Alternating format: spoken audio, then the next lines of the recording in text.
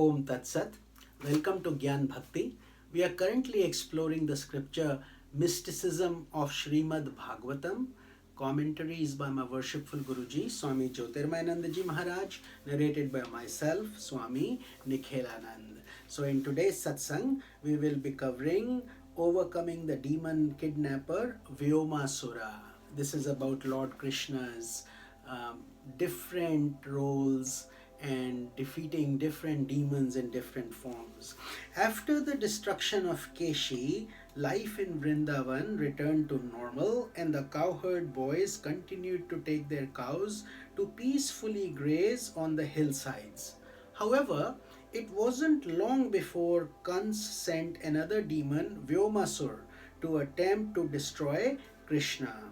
The demon decided to be more sly than the other demons who had come to Vrindavan in their most terrible forms. So he came like a gentle cowherd boy, a boy among many boys, Gopas. Then as the Gopas were enjoying different diversions and games, Vyomasur went quietly into action.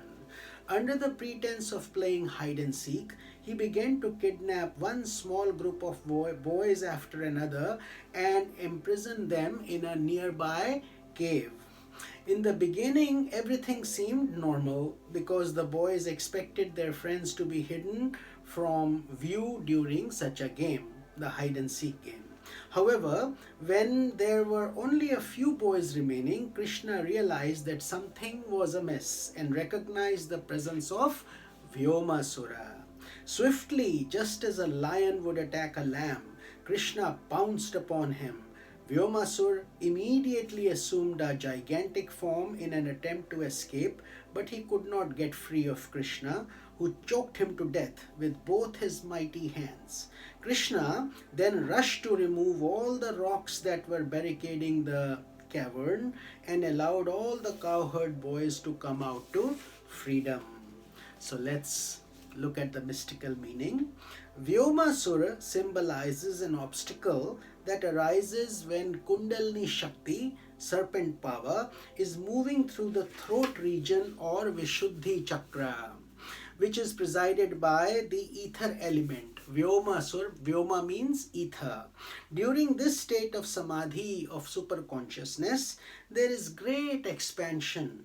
However, during this experience of expansion, a form of subtle delusion may arise in a yogi, causing him to feel that he has attained a very high level of wisdom or even enlightenment itself. That pride comes in such a subtle manner that you cannot separate it from the normal qualities of our mind. Just as Vyomasur appeared like one of the cowherd boys that normally played with Krishna. So the cowherd boys who were kidnapped by Vyomasur mystically represent different attributes of Krishna. Their disappearance symbolizes the fact that one's concept of God becomes limited and uninteresting as we lose sight of the vast army of attributes that adorn the divine self. The development of subtle pride. During the course of one's spiritual evolution, the appearance of Vyomasur causes this to happen by veiling the true glory of God. So it pretends like common boys, but in reality, it's got evil intentions. Therefore, even during this stage of sadhana, we have to be very careful. When you deeply admire God's divine qualities in a rich and abundant way and feel that God is all love, all compassion, all wisdom, all power, all peace, all bliss, our mind is in a better position to attain God realization.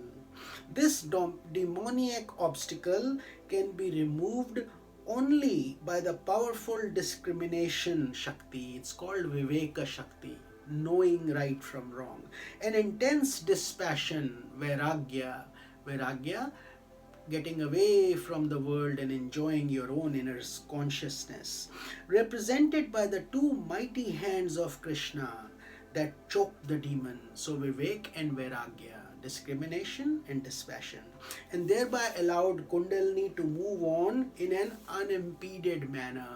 Otherwise, the serpent power, the Shakti, Shakti is the female aspect, Shiva is the male aspect, and the thought is to unite that Shakti with Shiva. Shiva resides in the crown of her head, and this journey of the Kundalini, which goes through many phases of Mooladhara, Swadhisthana, Manipur, Vishuddhi, Anahata, Agya Chakra, and finally Sahasrara. So all that has to be handled with patience, love, dedication, and regular sadhana. So this is the essence of this episode. The next one is the stages leading to Kansa's destruction.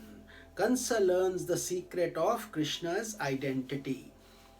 After Krishna and Balrama had killed so many powerful demons sent by King Kansa, the celestial sage Narada went to Kans with a disturbing secret. Narada, who is always eager to give impetus to the divine plan, told Kans that the demon-slaying Krishna, who grew up in the house of Nanda and Yashoda, was really the son of Devaki and Vasudeva. So he told him who that person is and for how long Kans had been trying to kill his enemy in the form of Krishna. So sage Narada also revealed that it was Vasudeva who placed Krishna in Nanda's home, and that Krishna's brother Balarama, the son of Rohini, also grew up there. Hearing this news, Kansa recalled that divine voice that had called out a warning on Devaki's wedding day. He realized that Krishna must definitely be the child who was destined to slay him, the eighth son of Devaki, whom the divine voice had spoken of so forebodingly. The moment Kans heard this, he became terribly afraid and angry. Immediately, he began to plan more intensely than ever to have Krishna destroyed. He had Vasudeva and his wife brought into prison and chains placed on their wrists and feet. Further, he began to plan for a final confrontation with Krishna in the royal capital city of Mathura. Next, Kamsa sends Akrur to bring Krishna to Mathura.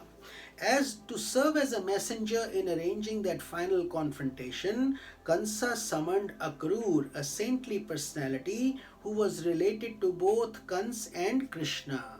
Go to Vraj, King Kans instructed Akrur, to the house where Krishna lived with his brother Balaram and his foster father Nand.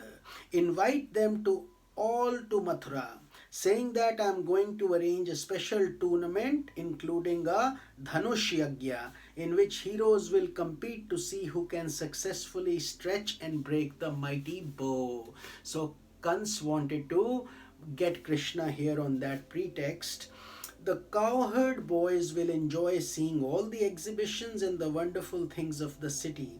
Also tell Nanda that it is time for him to bring tributes to me as taxation.